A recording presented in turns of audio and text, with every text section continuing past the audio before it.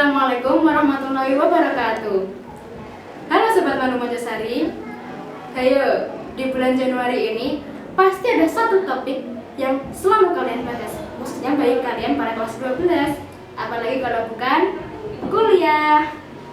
Hari ini kita kedatangan salah satu tamu aku, alumni istimewa Manu Mojosari yang sempat menggemparkan sejagat raya Mojosari pada tahun 2022 karena telah berhasil membobol gawang salah satu universitas yang menjadi incaran banyak pelajar, yaitu Universitas Indonesia. Ini dia, halo Kak Kia. Hai. Nah, di kesempatan kali ini, karena Kak Kia sendiri orangnya juga jarang pulang, orangnya super sibuk, makanya ayo kita kupas tuntas kehidupan kuliah itu seperti apa menurut Kak Kia. Bagaimana Kak ceritanya kok bisa keterima di UI itu? Iya, daftar di UI lah. Ya, nggak gitu Kak maksudnya. Tapi gimana ceritanya waktu masa-masa sekolah di MA itu, kayak effortnya itu apa? Kakak itu dulu waktu di MA itu serajin apa, seaktif apa? Kan pasti kan juga timbal baliknya setara kok bisa keterima di UI. Gimana? Oke, jadi ini tentang pengalaman masa SMA ya? Iya. Oke. Waktu aku masih SMA itu, aku sebisa mungkin ngebagi waktu untuk fokus di organisasi sama fokus di akademik. Jadi aku tuh bukan tipe orang yang fokus di akademik doang atau di organisasi doang gitu.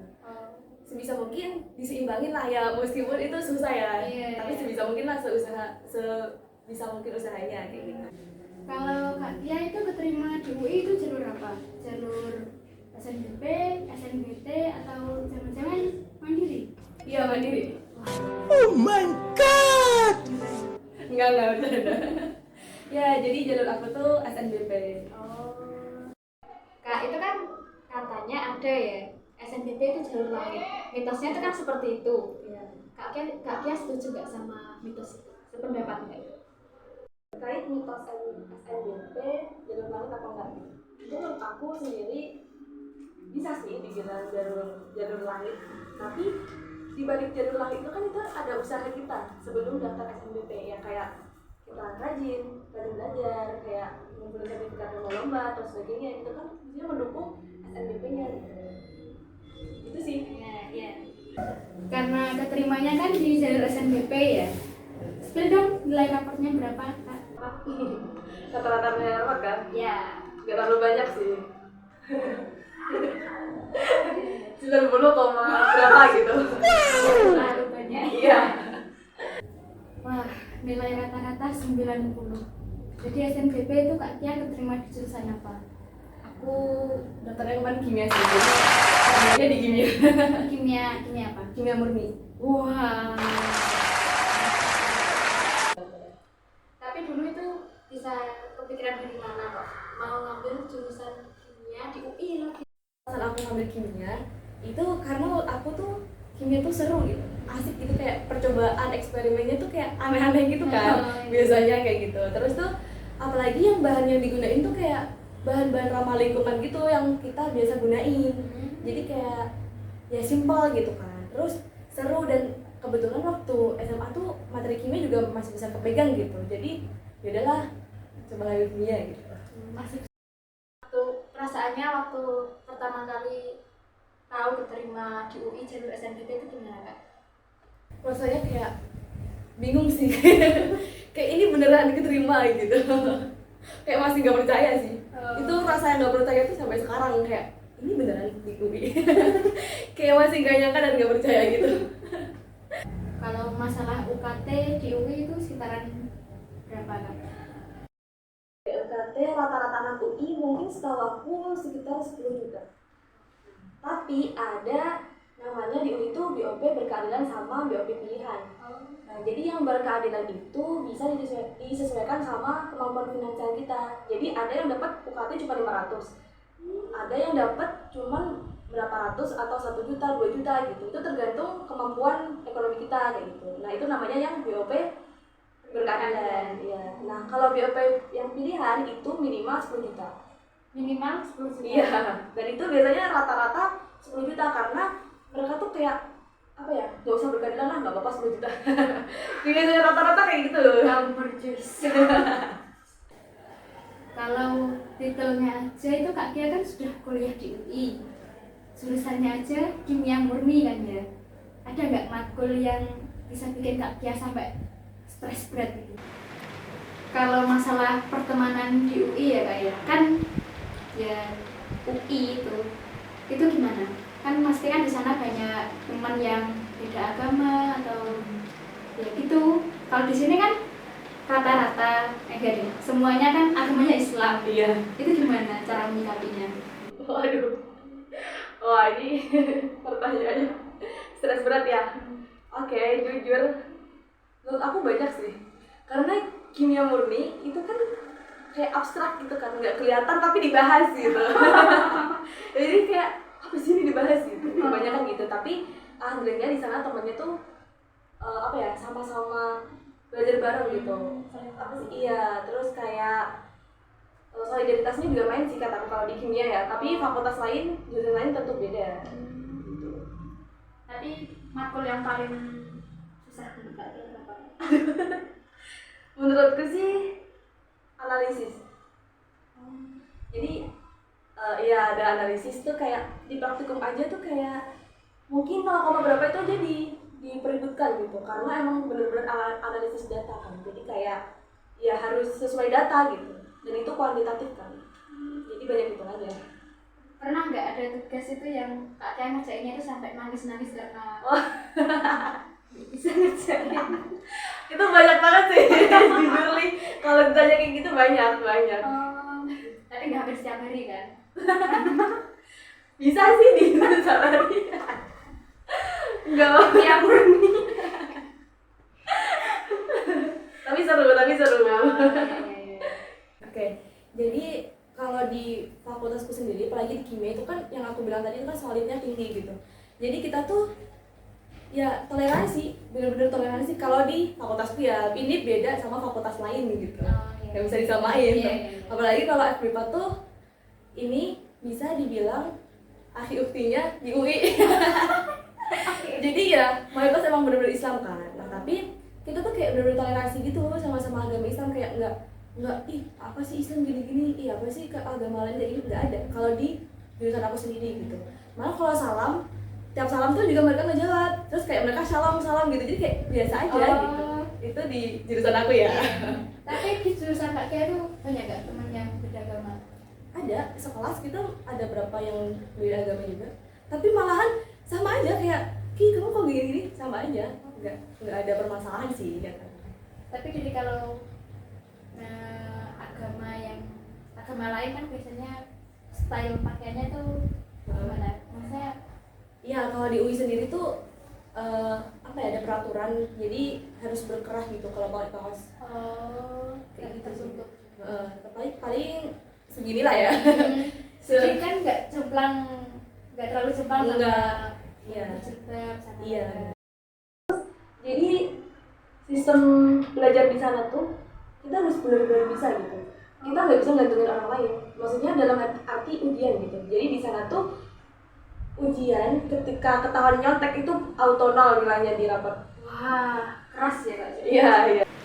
Kalau masalah biaya hidup itu Kak Kia itu tinggal di sana sebulan itu kira-kira habis berapa? Oke, habis berapa kan? Biasanya tuh bisa 1.200.500-an, tapi bisa juga 1 juta dan ke bawah 1 juta. Maksudnya nggak mesti gitu loh, tergantung. Iya. Tapi 1 juta itu sudah yang paling Iya, itu udah nahan banget. juta. Udah apa sih istilahnya, udah Ngirit. udah gini. Iya, udah gitu. Jadi kira-kira biaya hidup itu kan 1 bulan 1 juta ya. Paling banyak itu habis untuk apa? Bisa dibilang buat makan sih. Terus tapi ya buat pokok. Terus buat beli kayak di kimia itu kan ada kayak ngelaprak gitu kan. Nah, biasanya tuh beli buku jurnal gitu. Terus ngeprint lampiran habis praktikumnya, terus pulpen dan sebagainya gitu, peralatan gitu. Ini buat belinya apa kan? Nah, iya sih gitu. Terus ya mungkin kuota sih. Oh, nggak ada wifi. Ada, nanti aku singgung. Oke.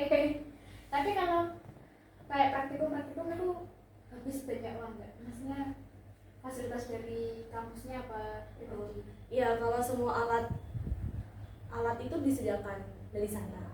Mungkin kita kayak apa sih, buku jurnalnya, bukunya buat ngelapraknya, kayak laporan praktikumnya. Nanti kita bikin buku sendiri kan. Kita kan punya buku pribadi nih, kalau nggak di kertas gitu kan itu tetap beli kan. Pulpennya buat nulis dan yang lainnya kayak gitu. Ya mungkin kayak beli latex apa sih, pelindung tangan, mungkin kayak jas dan lain-lain kayak gitu. Jadi hampir semuanya itu fasilitas dari UI-nya. Iya, mungkin kita kayak pribadi doang sih, kayak perlengkapan lab dan peralatan biasa kayak buku dan lain-lain, buku diktat dan lain-lain. Jadi paling banyak habis untuk makan. Iya. Jadi apa setiap jurusan itu beda-beda Kak biaya hidupnya atau tergantung individunya aja? Ya itu juga tergantung individunya, juga tergantung jurusan dan fakultasnya gitu. Mungkin kalau kayak di kimia itu kan udah peralatan semuanya kan disediain tuh di sana. Tapi jadi aku ada teman dari kedokteran gigi itu kan kalau kedokteran gigi mesti beli gigi lah, beli alat ini, beli alat itu, kayak beli terus gitu, dan harganya tuh nggak murah gitu, karena dia emang dibutuhin kan, beli terus gitu. Itu kedokteran gigi. Iya benar. Gitu sih. Kalau mungkin ada kenalan dari jurusan lain, Jurusan lain ya. Kalau jurusan lain ya mungkin kayak di sosum kan nggak beli apa-apa. Mungkin keperluan mereka buat apa ya, nerbitin jurnal kali, atau kalau enggak ngeprint atau apa. Iya. Kak Kia itu sekarang mondok apa ngekos? Terus menurut Kak Kia itu enakan yang mana? Oke, mondok atau ngekos? Jadi aku sekarang tuh kuliah sambil mondok sih. Gimana Kak? Maksudnya di UI itu ada ya di sekitaran UI itu pondok gitu? Iya, jadi di dekat fakultas teknik itu ada pondok pesantren. Jadi itu pondok pesantren Ahika. Itu cabang, iya yang di Depok tuh cabang kedua. Ahika Depok gitu. Jadi itu letaknya itu tepat di kalau alamatnya sih di Kukusan. tapi itu dekat sama UI. Iya ada. Terus ngekos apa mondok menurut Kak Kia enakan yang mana? Oke. Ya, tetap ada plus minusnya ya. Iya. Mungkin karena kalau aku di pondok, jadi mungkin plus minusnya. Kalau plusnya mungkin karena aku bisa belajar ilmu agama sama kuliah gitu. Terus, tapi ya minusnya ya tahu sendiri lah ya. Kedobrak biasa anak pondok sama sambil kuliah kayak gitu. Kalau ngekos tuh kan lebih, istilahnya lebih santai kan, lebih leluasa kita mau ngapain sendiri gitu. Tapi minusnya karena menurut aku sendiri itu jauh dari orang tua dan jauh dari orang yang kita kenal lebih dekat gitu istilahnya. Ya lebih baik mending mondok gitu, apalagi ini kan aku cewek gitu kan, jadi lebih jaga gitu, dan keluarga pun juga apa sih nyaranin buat mondok gitu. Jadi kalau ngekos itu harus bisa membatasi diri. Jadi Kak Kia itu waktu kuliah di UI itu ada nggak pengalaman yang paling berkesan? Dulu kan aku juga sempat diajar sama ibunya Raditya Dika. Wah. Menurut aku beliau ngajarnya bagus, nggak menyinggung di akademik doang gitu, tapi ke kehidupan sosial kita juga gitu. Nah itu emang biasanya ibunya Raditya Dika tuh mengundang Raditya Dika di acara FMIPA gitu. Nah bisa kok dicek di TikTok atau di mana itu, Raditya Dika ngajar di FMIPA gitu. Itu pas itu aku jadi panitianya di situ. Jadi aku yang jaga registrasi waktu Raditya Dika ngisi acara di FMIPA gitu. Itu dulu berkesan sih. Maksudnya bukan dari segi akademik doang, tapi di luar akademik juga. Sosial. Iya, betul. Sama satu lagi hal yang paling berkesan waktu awal-awal masuk UI. Masuk UI. Jadi waktu awal masuk UI dianterin sama bapak kepala sekolah, itu berkesan banget bagi aku. Langsung. Iya, benar-benar. Kalau kenangan yang paling berkesan di luar kampus itu ada nggak Kak? Iya, di acara yang didatengin Pak Nadiem Makarim. Wah. Itu kayak kumpulan beberapa komunitas gitu. Iya. Suka dukanya kuliah di UI pasti banyak. Ya, suka dulu apa duka dulu? Suka. Oke, suka dulu. Oke. Jadi sukanya kuliah di UI itu banyak fasilitasnya gitu. Oh, iya. Yang pertama tadi yang sempat disinggungkan tadi ada bis kuning. Nah, biasanya itu disingkat bikun, bis kuning kayak gitu. Jadi tiap fakultas tuh ada haltenya. Setiap fakultas. Iya, tiap fakultas. Kadang malah nggak fakultas doang yang kasih halte, di stasiun UI kayak gitu-gitu dikasih. Dan itu gratis. Gratis siapapun yang mau naik. Wah, yang penting mahasiswa UI. Nggak mahasiswa UI doang, jadi kayak misalkan siapapun yang mau naik bis UI gratis. Mau kemana keliling UI pun gratis kalau naik bis UI. Wah, Gitu. Itu yang pertama ya. Jadi kan aku tadi udah nyinggung akan dekat fakultas teknik gitu. Iya. Jadi dia berangkat jalan ke fakultas teknik, terus nanti turunnya di fakultas MIPA. Soalnya kalau jalan tuh naik bis kuning. iya, kalau jalan tuh pegel banget dan itu capek. Karena lumayan kalau dihitung jalan tuh lumayan jauh sih. Enggak terlalu jauh juga, tapi capek lah kalau ada bis kuning kenapa nggak dipakai kan? Iya. Gitu. Terus yang kedua itu ada wifi. Jadi setiap mahasiswa tuh ada password sama username-nya masing-masing. Setiap mahasiswa Iya. dari ribuan. Iya. Jadi Wah. di setiap sudut UI itu emang ada wifi-nya dan itu Jaringannya gimana? oke. Menurutku sih worth it sih. Oh, 10 juta. Jadi misalkan kita nggak ada kuota masuk nih, terus kita waktu di kampus, ya udah kita bisa kan pakai wifi-nya. Oh, gitu. iya. Mungkin ada nggak pesan dari Kak Kia yang bisa disampaikan untuk siswa-siswi Manu Mojosari ataupun calon siswa-siswi Manu Mojosari? Oke, bagi siswa-siswi yang mau mendaftar di MAN Mojosari, pesan aku jangan ragu untuk daftar di MAN Mojosari ini karena di sini akan benar-benar dibimbing. Selain akan akademis, nanti kalian juga akan dibina akhlaknya gitu. Jadi intinya jangan ragu untuk daftar di MAN Mojosari ini. Selain itu juga nanti akan benar-benar dibimbing kalian mau melanjutkan kemana untuk SNBP dan lain-lainnya. Buat kelas 10 dan 11, kalian kan mungkin masih lama ya untuk memutuskan kalian mau kerja atau kuliah. Nah, pesan aku setelah kalian nonton video ini, tolong kalian tulis planning 5 tahun ke depan tuh kalian mau jadi apa, seperti itu. Nah, jadi pesan dari aku, kalian harus benar-benar rajin di sekolahnya, dan juga kalau bisa seimbangin dengan organisasi gitu, karena menurut aku organisasi itu juga penting selain di akademis gitu. Jadi organisasi menurut aku tuh ngebantu di akademisnya gitu. Itu pesan dari aku ya. Sama mungkin kalian juga bisa, karena masih kelas 10-11, banyakin ikutin lomba. Coba aja semua lomba, nggak apa-apa. Itu bagus banget. Jadi itu bisa menambah poin plus kalian untuk menjadi jadi itu bisa menambah poin plus kalian ketika kalian mau meneruskan jenjang berikutnya, yaitu ke kuliah. Itu pesan untuk kelas 10-11. Jadi yang pertama, tulis planning kalian jadi mau jadi apa, terus banyakin lomba, coba aja semua lomba nggak apa-apa. Terus Dan mungkin Kak Kia ada saran untuk kelas 12 yang sebentar lagi kan juga mau lulusan ya, itu gimana Kak? Oke. Jadi untuk kelas 12, kalian juga tidak jauh dari kelas 10-11. Tapi kalian udah istilahnya udah di ujung ya, di depan mata gitu. Jadi kalau kelas 10-11 planning 5 tahun kalian jadi apa, kalian juga seperti itu. Tapi kalian harus lebih terfokuskan lagi. Jadi kalian harus bikin planning kalian tuh mau jadi apa, terus banyakin relasi. Karena relasi itu penting. Kalian gak apa-apa tanya alumni di MA tuh keren-keren loh. Sebenarnya jujur nih, angkatan alumni di MA Mojosari itu keren-keren semuanya.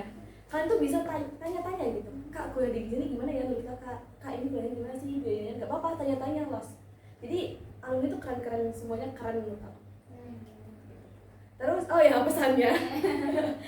Oke, jadi pesannya Planning kalian harus tertuju di mana, kalian mau jadi apa, banyakin relasi, dan jangan lupa minta restu dari orang tua. Minta doa dan restu ya dari orang tua. Wah, banyak sekali ya ilmu yang bisa kita dapatkan dari Kak Kia hari ini. Maaf ya Kak jika ada salah ucapan atau perbuatan dari saya ataupun tim multimedia. Mohon maafnya ya. Dan juga terima kasih karena sudah mau diajak ngobrol-ngobrol bareng bersama kami hari ini. Oke, mungkin dari aku juga minta maaf kalau ada kurang lebihnya. Akhir pesan aku, jangan lupa kalian mau planning kemana, mau jadi apa, dan jangan lupa minta restu dari orang tua. Tetap semangat, aku tunggu nama kalian terdaftar di Universitas Indonesia. Wah. Terima kasih juga untuk para penonton video kali ini. Serta untuk info PPDB Manu Mojosari tahun 2024, kalian bisa tanyakan di kolom komentar di bawah ya. Jangan lupa, link juga ada di bio. Oke.